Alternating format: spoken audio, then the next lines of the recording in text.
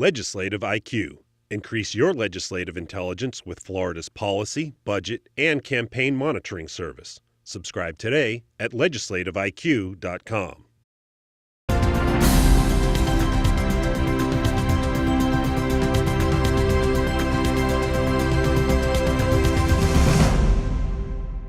Last July, a police officer's commands for an autistic man to lay down fell on deaf ears. The subject didn't know what he was being asked to do.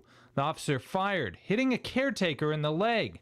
The officer, Jonathan Aletta, was charged last month with attempted manslaughter and misdemeanor culpable negligence. Months before the shooting, state lawmakers failed to pass legislation calling for more police training for police who encounter those on the autistic spectrum.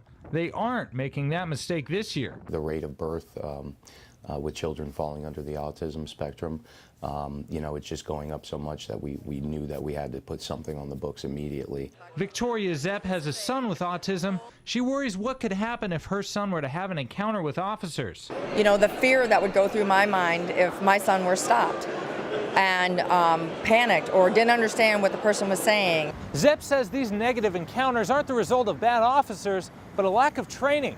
The Department of Law Enforcement is currently developing training for officers on how to identify and deal with situations involving a person with autism. They're already in the middle of working on it already in anticipation of this becoming law, so it'll be here sooner than later.